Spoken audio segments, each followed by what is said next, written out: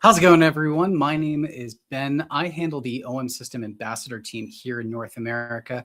I am so excited for this next session, week 2, I believe, of summer school.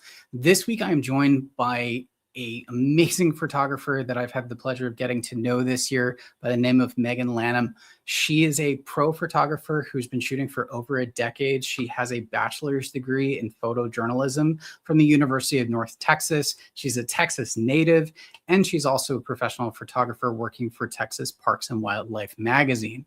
Today, we're going to be going over a bunch of her different outdoor photos from all over Texas, and I am so excited for the lessons to learn, get into her creative process, and for you guys to get to know her. Throughout this entire presentation, leave us questions. We're going to be answering them as we go through. This is going to be a really fun fireside chat. And without further ado, Maegan, welcome. Hey, Ben. Hey, everyone. Fantastic. As you guys are filing in, let us know where you're calling in from. Well, viewing in from, I guess we should say. We'd love to see where we're getting people viewing us from. We have people from all over the country and definitely internationally in some cases. Also, if this is your first time with us, we're super happy to have you. Make sure to like, subscribe, all that jazz. More importantly, if this is a repeat for you, we're so glad to have you back. Tell your friends. Okay, so let's get into this. We're going to kick off with the first photo, one of my personal favorites. So right away, I could just gush over this, but Maegan, I would love for you to take us through what we're looking at here. Tell us a little bit of the story. Yeah, so this is Goliad State Park in Texas. There's a mission in the background, and every December they do this light trail that leads up to the mission. And I've always wanted to take a picture of this with the star trails behind it. And it just happened there was a clear sky, so I drove out there and made this photo happen. A lot of technical stuff behind it, but it turned out really great, and I love this photo. Absolutely. I mean, you're absolutely right. There is a lot of technical stuff happening here. But from my point of view, it comes across fairly effortless. You've also just got some really excellent examples of where complementary colors really make the difference with the photo. You've got these oranges, these blues, a really clean horizon with, the pop of that white of the building. And you've also got the benefit of the nighttime uplighting on your building. I mean, there's just so much going on here. Mm-hmm. Yeah, it's pretty great. Absolutely. So our first question, I think this is a good one. So how did you keep people from walking along the trail while taking a star trail long exposure? This might be a little bit of a trick question. How do you want to answer that? Well, for this photo specifically, there was no people. I don't think you actually are allowed to walk through these lanterns at this park. I think they have it blocked off, so you can't. And I'm pretty sure I was the only person at the park. But normally when there are people out, when I'm trying to do star trails like this, I try not to interfere with other people. I want them to enjoy the area just as much as I'm enjoying it. And so that means I have to retake a photo or, maybe Photoshop them out a little bit later on. Then that's just what I do. I try not to be like, hey, I'm doing photos here. Like, shoo, that's just not me. But yeah, so this one, I didn't have that. No, that's great. Now, for people that are curious, okay, well, what happens if you would have had people go through this? With all of the ambient light in your foreground from those lanterns, you would have gotten what's called a ghosting effect, which might have made for kind of an interesting image. For those of you that are getting into long exposure photography, which is always fun, especially during the summer, we've got sparklers, we've got fireworks, we've got glow sticks, we've got lanterns. You can create some very interesting effects as that light hits your subject in a very gentle way. So you could have gotten a sense of motion blur. But obviously that's not what we're going for here. You were lucky enough to have kind of a clean landscape. But yeah, no, I mean, there's a lot going on for this photo. Now you shot this with arguably what some people would consider to be not the lens for this kind of work. So our 12 to 42.8, it's a 24 to 80 full frame equivalent. It's a great mid-range. If there's one lens in your bag for the day, you're not really sure what you're going to shoot, whether it's people, portraits, landscape, maybe motorsports. It's a phenomenal lens for this. Whereas the 7 to 14, it's typically what people will go for an ultra wide, or something like our 8 to 25. But then all of your foreground and the building, which is so a part of the story here, it would have seemed teeny tiny compared to the stars. It would have been a very different feel to the image. So I really love your choices here. Yeah, and I know like I did try it out with the 7 to 14, but it just like the lanterns in the front were just like a weird proportion, and then the sky, and so it just didn't really make sense to use that lens. I always try to like try it out with different stuff to see like what works best. Absolutely. I've got a question in the comments, someone asking, how do you access display buttons? If they want to put in a little bit more of a descriptive question, maybe we can touch on that, and I can handle any troubleshooting, or you can reach out to us, our customer service.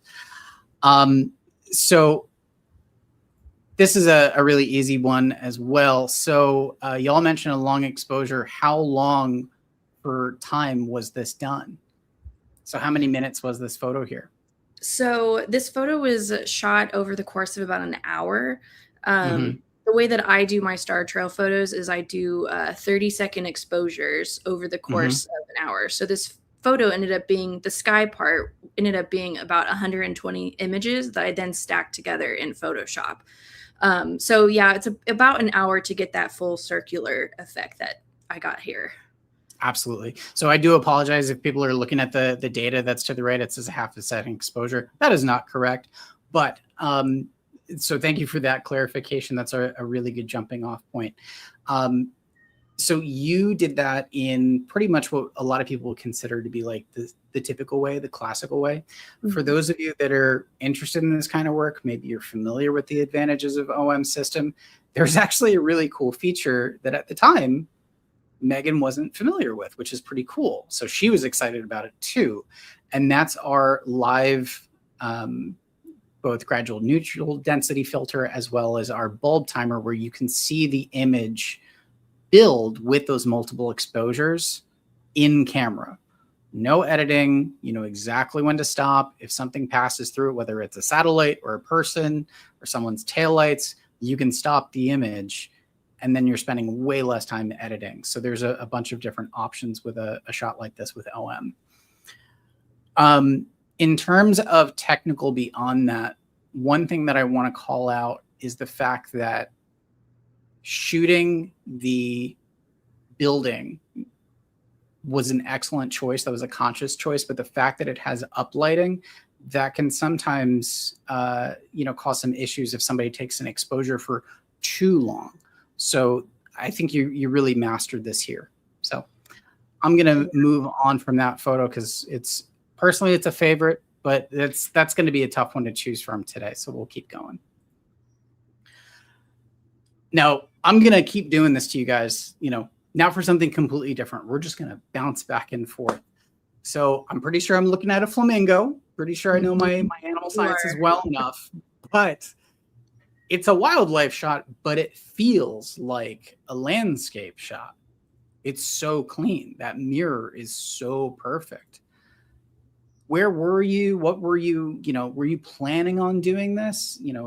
I want to hear everything about this one. Yeah, so I was just out at like a wildlife sanctuary down in South Texas along the coast. And I was really there more for birding. I just wanted to see what birds are out there, and kind of wildlife photography, bird photography was kind of like the side quest of it. And I was just walking along. There was a lot of birds. They were really interesting. But then out in the middle of this water is this flamingo, and we don't have native flamingos to Texas. This guy, I think they've said he like flew in from Florida during a hurricane or something, and he's just kind of stuck around because he liked Texas. I mean, I can relate. And yeah, so I was like, oh my gosh, that's the first time I've ever seen a flamingo in the wild. And he didn't really do much. This is all he did, was just stand there with his head tucked in. So I was trying to figure out a way to get like a really good photo of him, and the water was just so still. I was like, well, that's it. That's the reflection. Like I gotta try to capture that. And there were some birds that like kept walking through the background of it, and I was debating whether to leave those in. And I was like, no, I need a clear shot where it's just him, it's just the mirror. Right. And it turned out great. I love this photo. Absolutely. So I'm sure some of you, have heard me talk about this before, and this is going to be kind of a common theme in a lot of Megan's work. But when we look at outdoor photography, when we look at landscape, nature, whatever you want to call it, anybody can walk outside and take a photo of nature. There is an extra step, and it really pays off when you start to think in terms of composition, and you get over that initial excitement of, oh my gosh, there's a non-native bird in this lake. Like, that's so cool. And you think, how can I really honor this subject, right? And the choice to mirror that, and again, complementary colors, pink and blue, just absolutely fantastic. And I can almost barely see their horizon. It's pretty masterful. Yeah. Someone is asking, were you on a bank or in a boat? Where were you relative to this shot? Yeah, so there was a kind of like a dock that went around this, it's kind of like a marsh almost. So I was just standing on the dock, and the flamingo is probably like 50 yards out from me. Yeah, he was quite a distance, but with that 400-meter lens, it just zoomed right into him. So that was perfect. Yeah, now that 150 to 400, that pro, I mean, that's, some people call that the big white. It's shocking how light it is. I'm pretty sure you were blown away by that. I mean, being able to get low, having it, next to you in the car or on the trail, it's really manageable. It's pretty fantastic for that. I will say, I will not knock the 100 to 400 for that matter. That's also a great one. And our 300 f4, both are just incredible in terms of their capabilities as well as their compactness. Great for the trail if you're interested in this kind of work as well. Very cool. But I'm going to move on from this one. I might have to get a print of this myself. And print your photos, people. Seriously, if you've ever seen me give a talk before, print your photos. They do you no good on your phone. Okay. So again, something completely different. And here Megan has managed to, once again, master a leading line composition. We've got that perfect V shape, but then your eye naturally wants to follow the path of this. So where was this first off? So this is in Closed Canyon in Big Bend Ranch State Park out in West Texas. It's a slot canyon just right off one of the highways. And this is probably about halfway. The canyon itself is about a mile walk through it. And this was about halfway down into that canyon, just standing at the bottom of it during like sunset. That's fantastic. Is this a place that you get to visit often? Yeah, I try to go out to Big Bend as much as I can. It is about an 8-hour drive for me, so it's a bit of a trek, but I love going out there. I think so far this year I've been out there about 6 times. It's beautiful. Wow. I love the landscape. Yeah, I mean, it really draws you in. I mean, I immediately think of Indiana Jones. I think of all sorts of different cinematic pieces. You've also managed to capture, and this is going to be a selfish plug for OM, but the detail that you have, those deep shadows in the foreground that are almost barely visible, but you can really make them out. And then you get into these bright highlights from the sun that you know is just about to blast you around the corner. And you've got clean blues, clean oranges. It just makes for a really striking image that at first glance, you say, wow, that's pretty. And then you start staring at it and you get kind of pulled in. But that's the advantage of a leading line. You know, you're giving something, for the eye to follow. It's pretty amazing. Yeah, it really gives the photo like depth. Like you realize like how deep you're going into that canyon.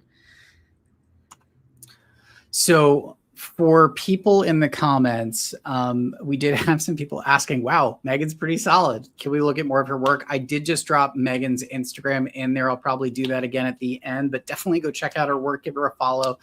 She's also pretty funny, which is great. So when you shot this, were you using any of the computational modes? We had somebody asking about the high res mode for this photo or any of the other ones. No, I think for this one, I didn't use any computational. It was just, regular exposure, stuff like that. I've played around with the high res a little bit, but not a whole lot. Absolutely. Yeah, it definitely requires a different level of intentionality, right? Especially when you're coming from a different system. I've definitely caught myself doing it where I forget that I have so many more tools to make the experience that much greater. I can forget, and it can be a little bit of an exercise. So now what I start to do is I'll challenge myself and I'll say, okay, today I'm going out and I'm shooting with Live ND, or today I'm going out and shooting with one of the custom creative modes or high res. Handheld high res versus tripod high res, both are absolutely fantastic. Use them in the way that they're intended, and you will get some fantastically detailed images. All right. So once again, we're going to move on and keep those comments coming. I love these questions that you guys are coming up with. This is great. Okay. So back to landscapes. You shoot a lot of verticals, which I love as I'm scrolling through the feed and as I decorate my own space. Verticals are the move, but it's a landscape image. It's a landscape photo. You've got this amazing usage of the landscape to create steps. There are layers to this throughout, but you've captured that grandeur using the 7-14 Pro. Where were you for this one? So this is at my absolute favorite place in the entire world. This is Caprock Canyon State Park up in the Texas Panhandle. This is at the very back of the park. It's called their primitive area. And yeah, I have photographed this area so many times and the photos always come out different. It's never the same photo twice. That's pretty special. Wow. I mean, it's got to be hard for you to choose favorites, especially when your job is to go to all these amazing places, some of which can be a bucket list destination for people. I mean, putting together a list must be pretty impossible. So it's cool that you can just be like, this is my favorite. Yeah. I get asked all the time, oh, what's your favorite part? Caprock. Don't even have to think about it. That's favorite place. Yeah. You were just texting me about Caprock today. I'm super excited to see those images. Yeah. I spent about 4 days out there camping. So just got back yesterday. So actually kind of jumping into that, with people that are, interested in outdoor photography and, you're definitely an authority on that because of what you do and where you are. What are some general tips for somebody that's looking to maybe turn a walk in the woods into a day hike or a weekend trip? How do they want to pack differently? What are your absolute essentials to set you up for success? In just terms of being outside and stuff, you always got to have water, have to be prepared with that, especially in Texas, because it gets hot. I love snacks. I always have to have snacks so you stay fueled. And then, trail maps so you don't get lost. And that's also really important when you're trying to find the places that you want to go photograph, having a map with you, not relying on cell service either, because a lot of the places that I go, there's zero cell service. Nope. Yeah. And obviously camera, so you can take amazing photos as you go, Absolutely. Yeah. No, it's super important. A portable battery pack is something I always keep with me. Thankfully, cameras these days are USB-C charging. I mean, that's a fantastic advantage that didn't exist as commonly even just 10 years ago. So things have really improved, especially for people that are trying to be out there for extended amounts of time. So I do have a question that I can answer, but just so everybody can see it. So I know there are differences between camera body and different lenses. Are all these on the same body and just different lenses depending on the planned use case? So yes, Megan's work is on the OM1 Mark II. That's what she has.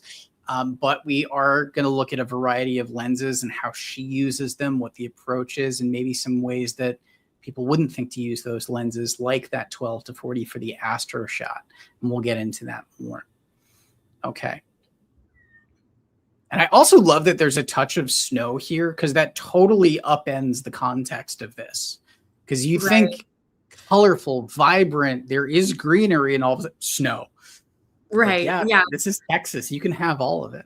Yeah. And my intention with actually going out to this park was because we got hit with a really big snowstorm. And I was like, I have always wanted to see Caprock in the snow. And so I drove 7 hours out there, and that little bit of snow in the corner, that's all I got. Just vanishing. Yeah. Oh, man.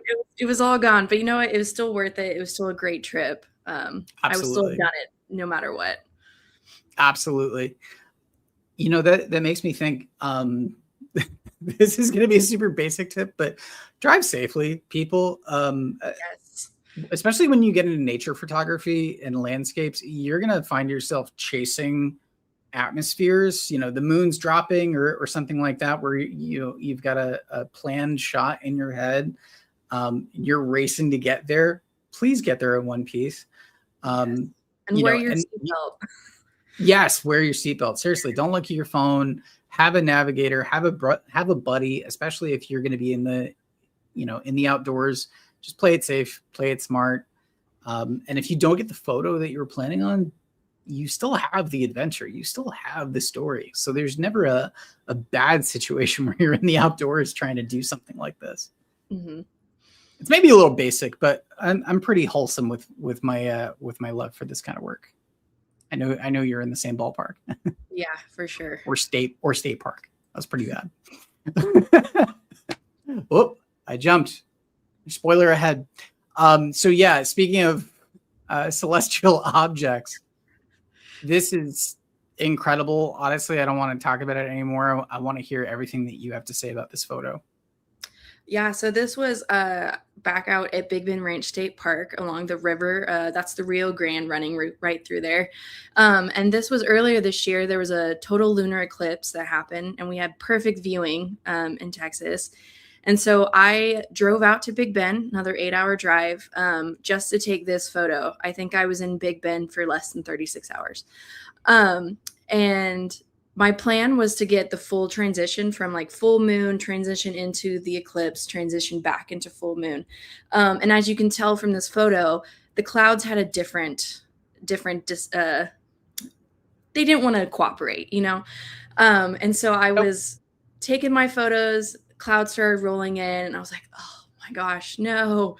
And so I had to pivot. And by pivoting, it meant I scrambled up the side of this hill so I could be in a different spot and get the moon just right over that mountain line. And it turned out really good. It has this kind of glowing effect because the moon is still kind of behind the clouds.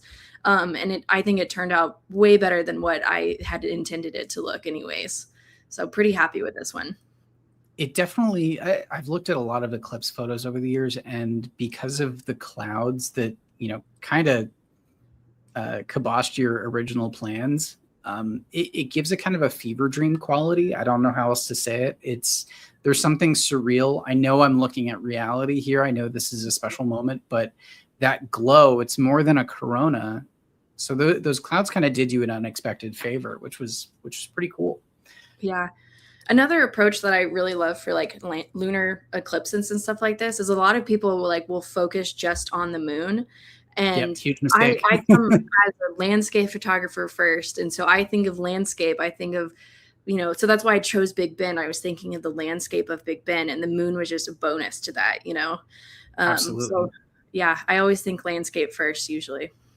Absolutely. Yeah. So for moon photography, that's a really great tip. Of course, shoot the moon, get that single shot. If you've got a lens long enough, if you don't have a big budget, check out our 75-300. It's a 600 millimeter equivalent.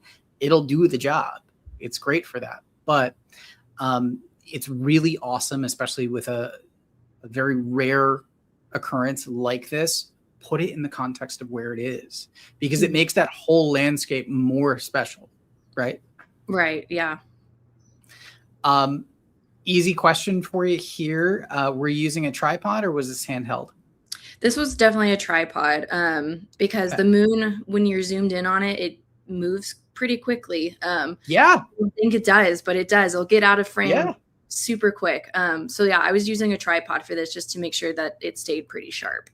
Absolutely. And you're also, a pro photographer working for publication in the way that you do stuff. You have a journalistic background. You're also thinking about consistency, right?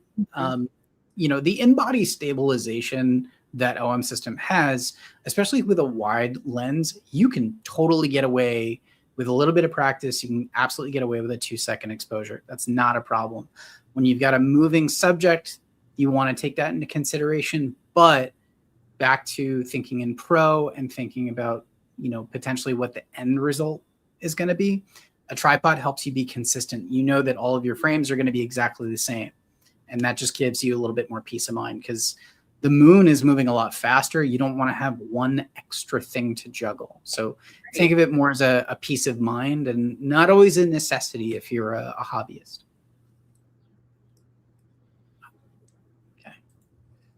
Okay, and now for another long exposure. So immediately I look at just that soft, silky water. It's a 15-second exposure, tons of motion. And then I look up because I've got that leading line happening with the stream, and I realize, oh my gosh, this is a nighttime photo with the stars. Mm-hmm. Totally changes the context, the feel. It becomes a much more interesting image. So tell us about where you were for this one. Yeah, so this one was at Pedernales Falls State Park, kind of in central Texas. I knew I wanted to get a photo with the river flowing through, and so I kind of scouted out locations. And originally my intention with this, because I knew the Milky Way wasn't really going to be anything spectacular, I think I shot this in December, which for those who don't know, just like winter is kind of not the best time for Milky Way. The summer is really when you get like that nice juicy bit, the galaxy part on this hemisphere. Yeah, if you're in the northern hemisphere. Northern hemisphere. Shout out to my Aussie. Yeah. And so my original intention with this was to do star trails again. And I actually did shoot it as star trails. I sat out there for probably an hour and a half, doing my same thing with 30-second exposures over the course of that time. And then when it came time to editing, I made it as star trails. I did the whole thing, and I was like, this is way too complicated. Like, there's so much going on with the flow of the river and then the sky. And I was like, the river and that like silky stream, that's the star of the show. And I didn't want to take away from that with the complicated sky going on. And so I ended up going back and just picking the best star photo, like single point stars, and using that. And I think it made a much stronger image than what I would have had before. I think that's a really strong choice. I really appreciate you kind of taking us through the thought process there, because especially if someone's going to photograph this image, they might think they want it all, right? Mm-hmm. But it's very easy to overcrowd an image. Your eye doesn't know what to look at, and it's left the stars to be more of a Easter egg, I would say. Yeah. And kind of similar to what I said about the moon, like the stars are never really like my main subject. It's always the landscape. It's always kind of what's in the foreground. And the stars, are basically like I would consider just the normal daytime sky. Like it's just like a nice added bonus to the photo. Absolutely. Yeah. Now, granted, if someone wanted to, if you're watching this and you're thinking, I kind of wanted to see what it would look like for that, but maybe I don't want to deal with Photoshop. That live composite feature, again, you could watch the photo build out those individual exposures as it's stacking them together and figure out exactly when to stop the exposure so that you have both. You'll still have the raws, but you can, make those decisions right there on the trail. Now on the trail, I feel like you're in the water. Were you in the water? I was. You can't see it, but there is a rock right next to the water, and I'm standing on that rock, but I'm pretty sure the front leg of my tripod is in the water. The camera was probably about maybe a foot above the water. I definitely was getting... Go lower. Oh, I know, I should have. I was definitely getting splashes of water on my lens. Yeah, no problem. I mean, full weather sealing is something that we're super proud of. I mean, it could have gotten some major splashes and been totally fine. I've definitely had it out in full deluges. We do stand behind that. But it's still nice to have the peace of mind, because submerged is is a risk that no one really wants to run. Mhm. I'm thinking about you being out on the trails. I imagine that because of what you do, you might have access to these places that, without an extreme amount of planning, somebody might not. But, moving through at nighttime, what's your footwear choice? I'm thinking of how do I do this safely? How do you dress for a night of shooting this kind of stuff? Yeah, so I it depends on the time of year. I usually try to wear pants because of mosquitoes, for sure. Yeah. Mosquitoes love me. That helps keep them away. In terms of footwear, you kind of have to think about what you're photographing. So, like in this instance, I there was a chance I was going to have to stand in the river to get the shot that I wanted. So I wore my chacos, so that Yep. way my feet could get wet. But other times, I'm hiking up, the side of a mountain for a photo. So I'm going to want some more sturdy, like hiking shoes. I usually wear like trail runners that Yep. have like a really good grip. And then also a headlamp for sure, just so you can get back to your car afterwards. Yes, Yeah. absolutely. And bonus points if you get a headlamp that has a red mode, so you're Yes. not taking off everybody else. It's great for that. You never know who's on the other side of the ridge taking a star photo, and they're cursing you because you've ruined it with your walking. Somebody did ask, is this two photos stacked? I do want to just address that. This is one exposure, correct? I believe it actually is two because I Is it? did. It is, yeah. So the way that I do my night sky photos is I will typically shoot the foreground during like the blue hour, which is like about an hour ish after sunset or during the hour after sunset, just Right. so that there's still a little bit of light to illuminate the foreground. And then Hmm. I'll wait till it's fully dark out and I stay in that same position. My tripod did not move. Yep. And then I'll shoot to Commitment. expose, yeah, I'll shoot to expose the stars, and then I'll later overlap those in Photoshop. So it Absolutely. is two images, yeah. Great. Yeah. I mean, we could do a whole class, and I know we've done them. Check out Peter Baumgarten's work if you guys haven't. He's one of our ambassadors, amazing star shooter. Matt Seuss is also another one, as well as Lee Hoy. So I'll just kind of give them a shout out and some love. They talk about this kind of thing a lot, but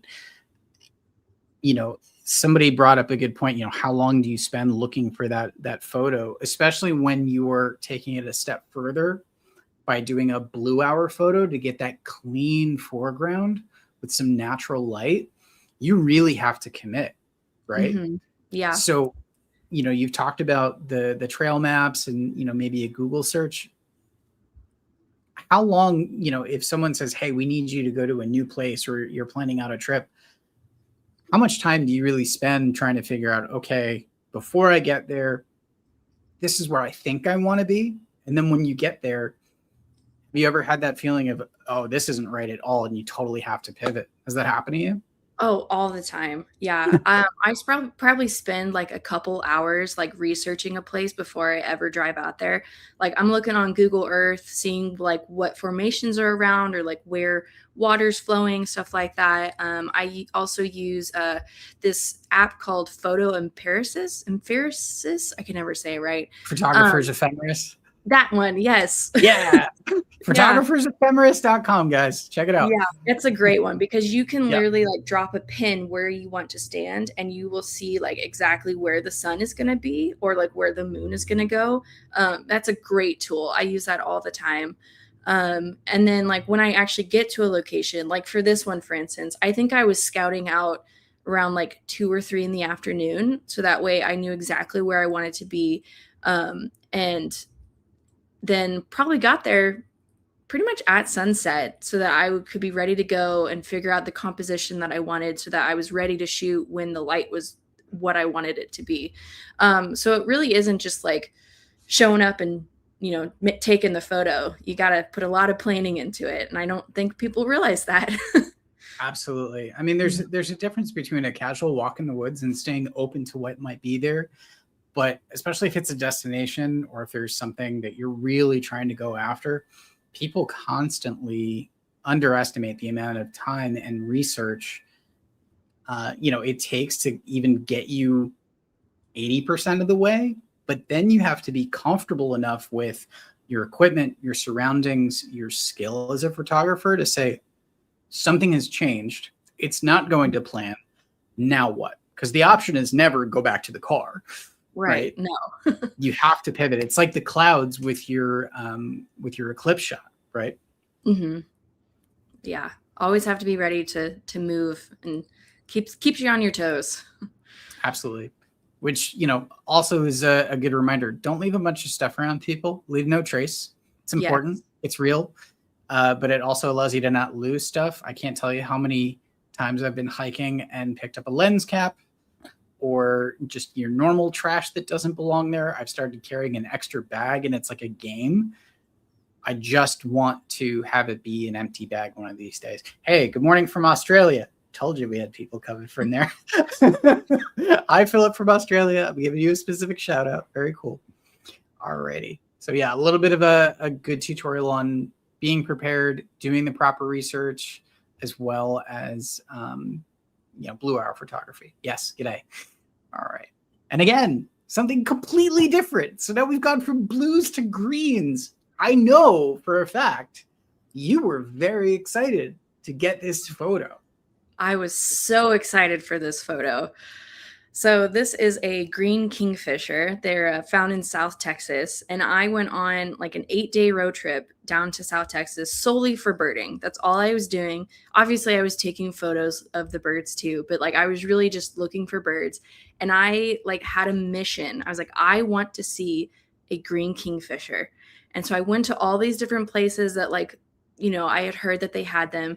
No luck. And I ran into someone and I was telling them about this. They're like, oh, you need to go to this one national wildlife refuge, take this one trail. There's like this gutter thing, and just he hangs out in there. You'll see it. And I'm like, okay. So I hiked in the heat out to this one spot, and sure enough, there was the kingfisher, and he was perfect, but he was not somewhere that I could get a good, clean photo of him. And so I sat around for about 2 or 3 hours in the sun, just waiting for him to fly around to a branch that was close enough that I could get a good photo without like encroaching on the environment, without like going off trail or going down into a ditch to get closer, and without disturbing him as well. I didn't want to have him fly off because I was standing there. And so finally he got to this one branch that was close enough, and I snapped the shot, and I was like, that's it. I'm done. I can go home. I got the shot I wanted. So I was really happy with that. So I love a good bird story. I've been getting into birds more and more this year. I'm up to 131 species. Birds sneak up on you.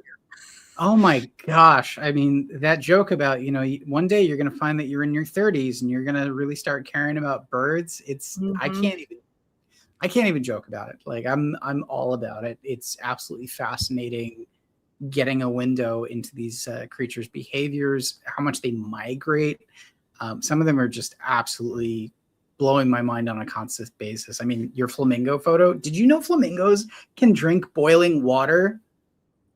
I did not know that. They all have crazy facts around them. It's just incredible. I mean, kingfishers are one of the most successful fish predators in terms of the avian world. I mean, they all have these just amazing accolades that come with the fact that they're gorgeous, right? Right. You brought up a really good point. Something that OMSYSTEM is really passionate about.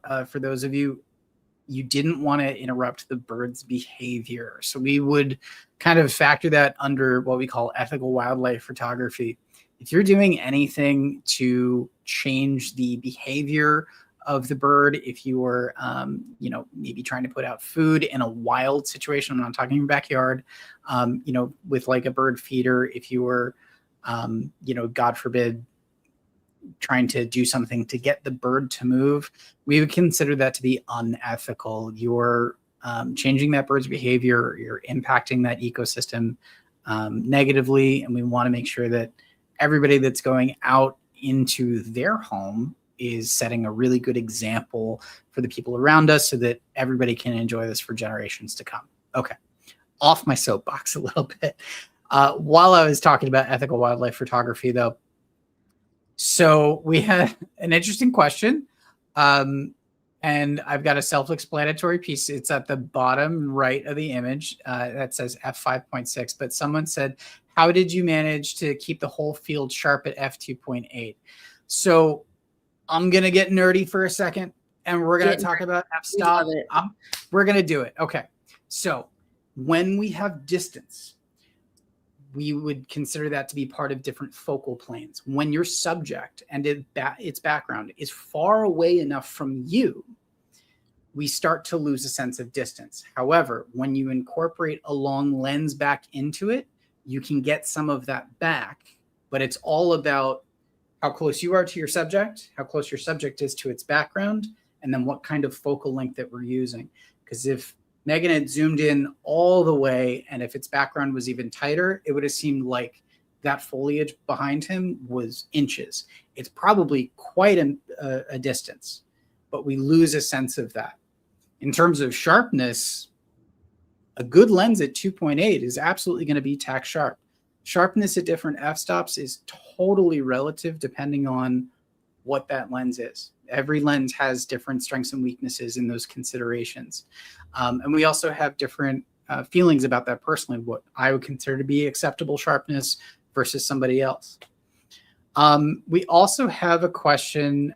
Did you use the bird detection, that bird autofocus that's in the camera, that AI autofocus? I did. Yeah, I believe I did use it because it just makes it so much easier for it to just focus right on that bird because they bounce around a lot, you know. Good.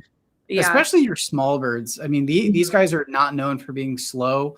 If you've ever tried kingfishers or warblers or anything like that, they bounce, they move, and they love being in tight little tucked up branches. That bird AI autofocus is just, dare I say it? Okay, I'm going to say it. It's a game changer. It really does change the experience. It's so consistent.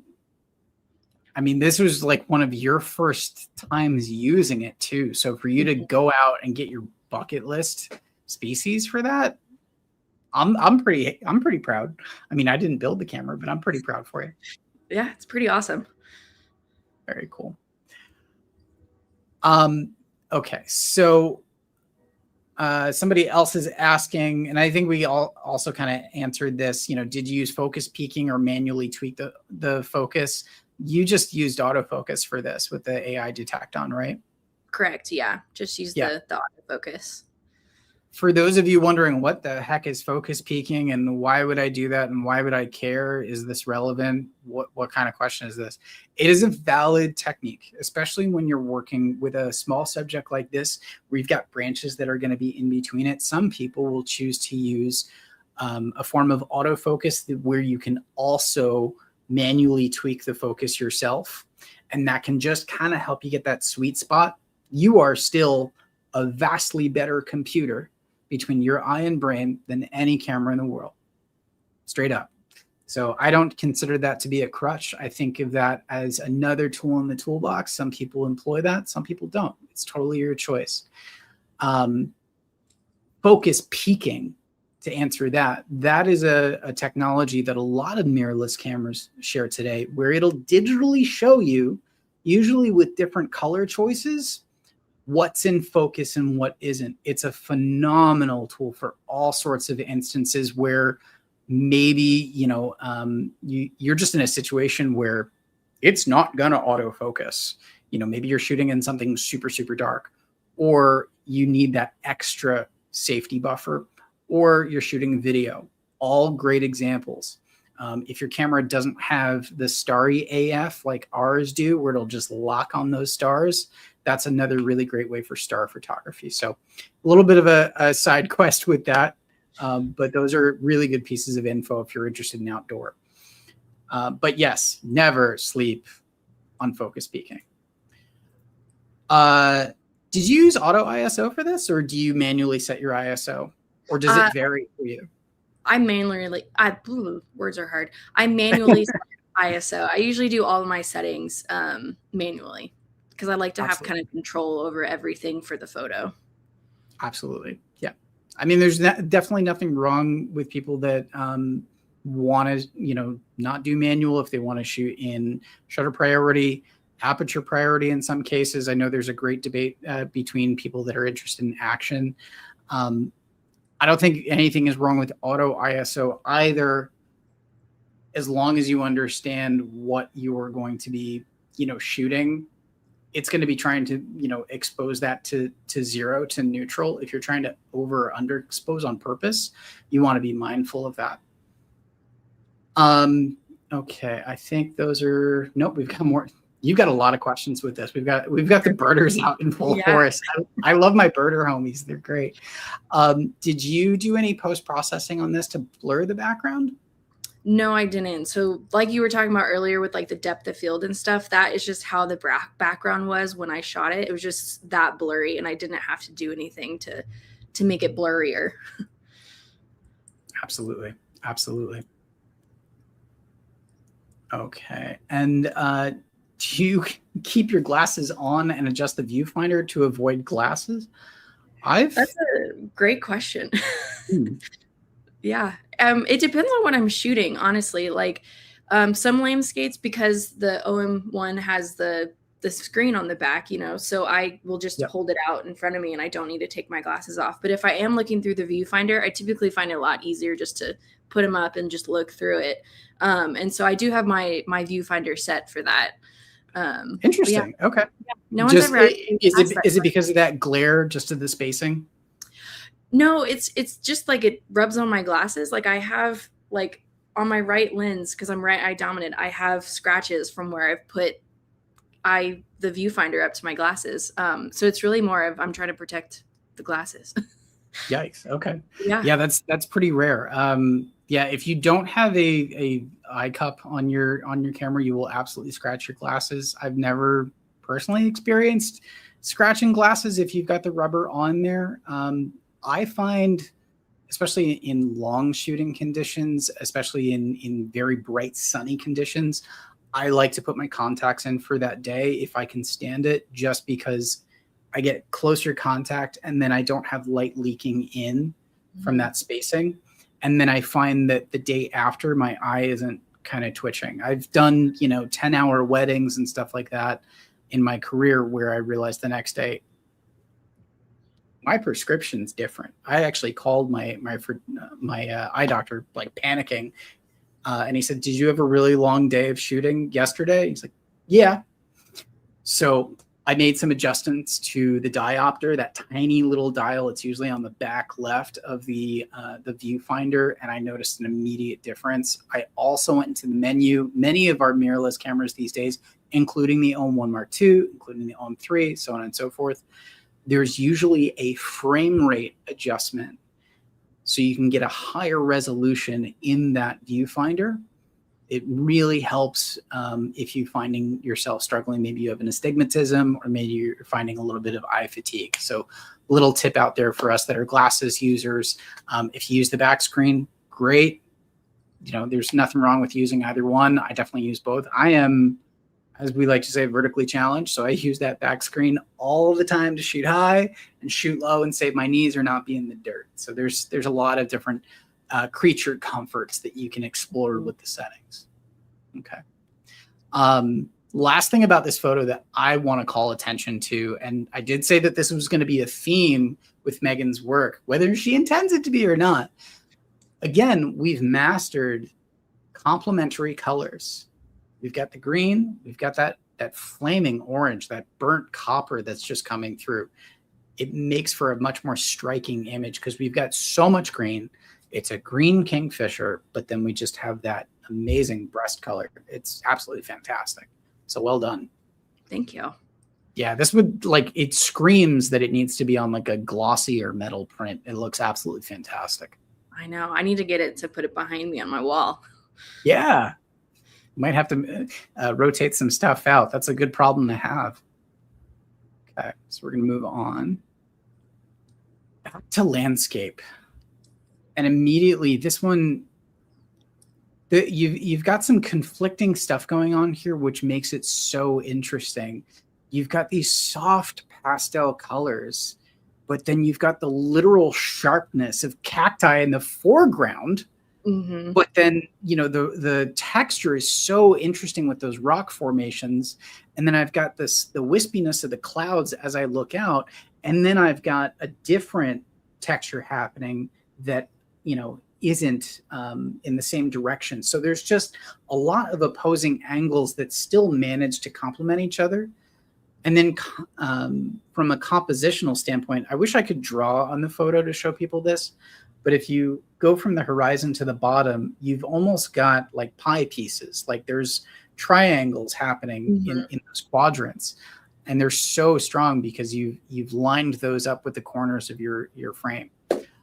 Now that I've nerded out about the the compositional point, where were we for this photo?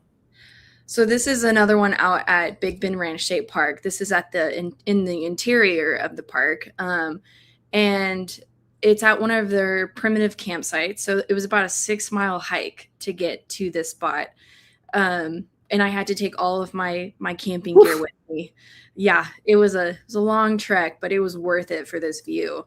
And so this is at the campsite. There was a little hill right behind our campsite. And so this is at the very top of it. And so at sunset, I kind of scrambled my way up there, tried to avoid all the cactus and failed at avoiding the cactus. And yeah, got this incredible view at sunset. So cacti are not something that are, common in many parts of the world. I know that there's a wide variety of species and textures. Do you find yourself photographing them as plant life different than others just because of how striking they are, or do you just kind of treat them as a part of the landscape? Kind of both. Sometimes I have made them kind of like the front subject of a photo because I just love the texture and the like prickles and stuff like that. And sometimes they do have like blooming flowers that are really striking. But then other times it's just like we have so many cactus out in like West Texas that it really is part of the landscape. It's like kind of hard to avoid like a cactus in your photo. Like I think in this one I can spot at least 4. And so it kind of just depends on the scene in front of you. Yeah, and they're all doing something different with the light. I mean, they're kind of acting like not like a reflector, but they're all absorbing and reflecting that light in a really different way. And I think that's something to be said of pay attention to texture. We're thinking outdoor, usually thinking this. What's happening here as well is a very interesting aspect. So with that, I have a question from the audience, which I think is an excellent one. Where did you focus for this image? I'm pretty sure my focus was on that one center bright cactus in the middle. I'm pretty sure that is where I focused. Basically, I would say you're right. Yeah, in that kind of foreground area is where the focus was.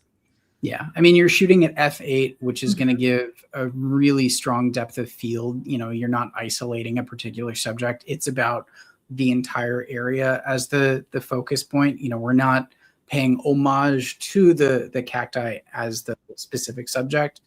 But typically for a wide shot like this, we usually want to focus on something on our foreground. The wider your lens is, as long as you're not super close to the subject, you're going to get pretty much everything in relative focus. Now, I will say it's not a lens that's in your kit right now, but if someone's interested in doing wide landscape, but they really want to focus on a particular shot, say, for example, you wanted just that cacti or just, one of those interesting rock formations to the left as like the main subject, and then your eye goes out, check out our 8-25 f4. It's an absolutely fantastic, underrated lens. It's great for landscapes like this. I use it for street photography, architecture, but it has almost a pseudo macro close focus that makes for some really interesting creative opportunities. And for those of you that, maybe dabble with some macro, it's a really popular one with our macro photographers like Chris McGinnis or Ben Salb. They're both ambassadors with us. If you're working with a larger macro subject that you don't necessarily want to or can't ethically or safely get close to, like a scorpion or a snake, they're a great option because you can photograph them in a way that seems close, but you get to put them in their environment, which is really special. Another thing about this that I want to call out, again, is your lens choice here. If you had used an ultra wide like what I mentioned, or the 7-14, you wouldn't have that compression where you kind of lose some of the sense of distance. And here, your eye wants to appreciate all of it equally, instead of a wide angle lens, which would have said, look at the foreground or look at all of it. You've managed to romanticize both front and back. And that's something where a mid-range focal length like the 12-40 can really shine in a landscape situation. Oh, we actually have one of our ambassadors. I'm going to guess it's Lisa, or it's Lisa and Tom Kuchara. They're OM System ambassadors here on the East Coast with me. Absolutely fantastic nature and wildlife. So you got some genuine love from the team. So that's really great. Thank you, guys. Yeah, no, they're absolutely amazing. Go check them out. Okay. Okay, so we've got one more image, and I think it's a great place to kind of kick things off, or wrap things up, so to speak. Just some absolute timeless grandeur. Like if I was standing in front of this, I feel like I'd want to whisper. There's so much ancient geological forces happening here. Is this Big Bend again, or are we somewhere else? Yes, it's Big Bend Ranch. Yep, in the interior again. I love this photo. It just feels so like magical, like with the rock, it's just glowing with that sun hitting it. Oh, I love this image. So tell me a little bit more about that. I mean, really, I've been doing the nerding out, but I mean, nerd out on this image that you love so much. I mean, what jumps out at you if someone walked up and said, like, I don't know, why do you love this image so much? Like, what's your response? I think it's really just the lighting, like the way that the rock or the sun is hitting the rocks from that kind of side angle. Like you can tell that the sun is rising, and it's just like the world is kind of waking up. And then just with the sky with it too, just with those kind of like colors blending together and like kind of like that ombre gradient kind of, it's just, I don't know. It's pretty, I love it. And I just have a thing for sunrises too. Any sunrise I'm a big fan of. That's how I feel about sunsets, but I'm a night owl, not a morning person. I always wake up for the sunrise. So that is like my number one rule, is you always wake up for the sunrise, no matter where you are. Even if it's like 30 degrees outside and it's freezing cold, I will still wake up. And even if it's overcast and gloomy, I'm still going to be up for it. Oh, I want to be you when I grow up. I respect that so much. That's awesome. I absolutely respect that. I love it. Did you make any kind of editing choices with this one after the fact in post?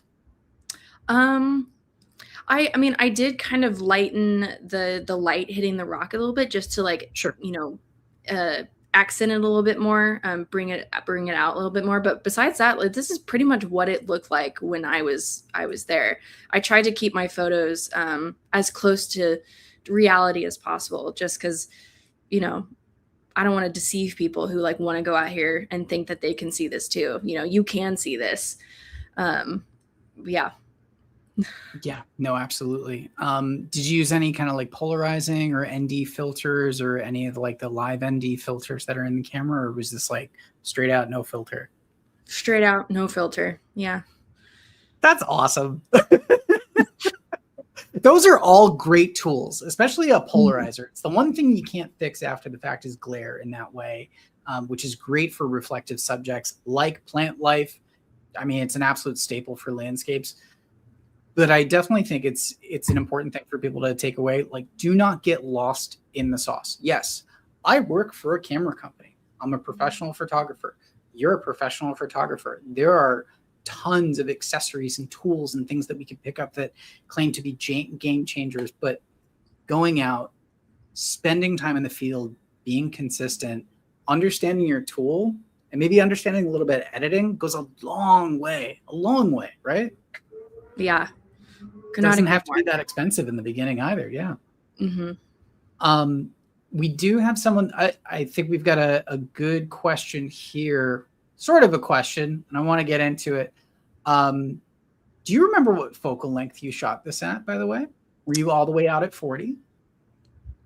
I want to say I was. I think I was all the way out at 40. Yeah, because I remember there's kind of a lot more kind of going on around me. But like zooming in towards 40 kind of like compressed it a little bit and brought that like foreground and that background kind of closer together. Absolutely. Yeah, you were looking for a little bit of compression. Now, for a reminder for those of you that might not be familiar with OM system or you've just kind of forgotten about it, we're saying 12 to 40. In terms of what we're seeing, we go by full frame equivalent. So that 12 to 40, it's really 24 to 80, that mid-range focal length. So shooting this at 80 millimeters, you're getting a little bit of compression so that you lose a sense of distance. But that gentleman's question about the f2.8, saying it's a lot of depth of field for f2.8. So part of that 2 times crop factor, we're getting a focal length multiplication of 2, right? We're also getting an f-stop depth of field, not light transmission, depth of field multiplication of times 2. So this is really a depth of field of f4. However, when you're shooting something this far away, this is important for landscape people because they'll think, I need to increase my f-stop. When something is this far away from you, you could shoot wide open if you so choose, because from a focal plane aspect, everything's going to be in focus, especially if you focused on something, in your background. Now, if you got low and you shot, is that sagebrush? What am I looking at in the front? Some sort of brush. I actually don't know. I'm not good with plants. scrub variety of a Texas nature. I'm a botanist. No. When, if you were in that aspect, yes, you would absolutely see a difference in depth of field. But because you're far away from it, you're shooting all of it, and you're shooting with a little bit of compression, you really don't have to worry about increasing your f-stop unless it factors into you taking a long exposure. So those are all really good pieces to consider. And we can get like super nerdy with this, but this is meant to be like high level inspirational, summer school, right? It's fun. So we are up on time. I do want to thank everyone for joining. This has been absolutely just what a treat. It's been great to introduce all of you to Maegan. I really appreciate all the questions. I'm going to drop her Instagram again. Please go check out her work. She does some fantastic stuff. She's also a phenomenal advocate for getting out into those wild spaces, both safely and ethically, building that community. If you guys have more questions, reach out to us in these comments as they come through. You can email us or you can DM us directly on Instagram at OMSYSTEM.Americas, which is our new page. Be sure to check back in next week. We have week 3 of summer school. That's going to be with OM System Ambassador Matt Seuss. If you liked the star photography, you're going to love that one because he's going to be doing a live editing session, and we are so excited to have that. So we really appreciate everyone joining. Take care. Don't forget to print out your photos, and thanks so much for joining. Yeah, thanks, guys. This was great. Cool. Roll that outro.